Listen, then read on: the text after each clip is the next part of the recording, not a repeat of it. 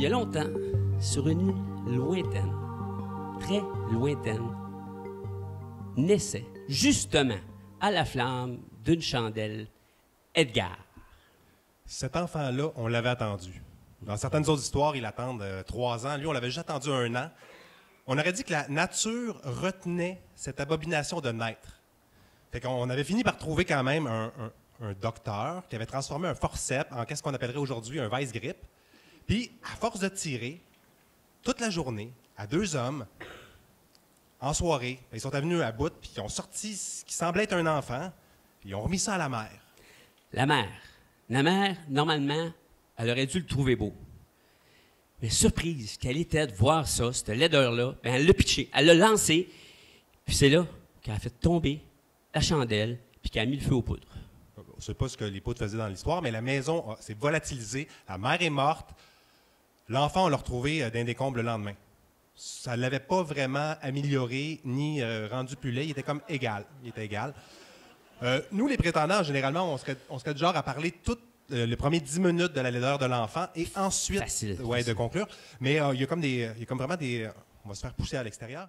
La lune était levée, le soleil était couché, il faisait noir. Edgar était là, avec le curé. Il avait déjà dit oui.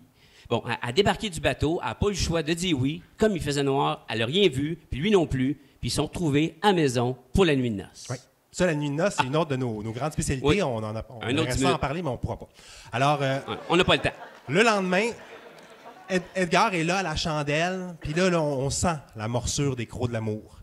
Edgar est un homme un peu détruit. Il a vu sa belle. Puis je veux dire, honnêtement, là, juste pour faire ça simple, autant lui était laid, autant elle était belle. Ouais, oui. Lui, il s'est dit, avec ma laideur, j'ai réussi à pacifier, j'ai réussi à amener le calme. Mais avec sa beauté, je pourrais créer le chaos. Elle s'est assise à côté de son mari, puis elle lui a dit, voilà mon histoire. Là, le chef de la garde ne comprenait pas pourquoi sa femme lui avait raconté une histoire semblable. Elle souriait, il ne savait pas s'il devait rire ou s'il devait la chicaner. Il a pris la meilleure décision de sa vie. Il a décidé de rien faire. Et à partir de ce moment-là, ça s'est mis à bien aller. Je veux dire, chaque fois qu'il revenait, sa femme était souriante. Il y avait toujours du pain frais sur la table. Il a vécu une vie de bien heureux. Il est mort entouré de tous ses enfants. Et laissez-moi vous dire qu'ils n'étaient pas tous aussi laids que lui. Merci.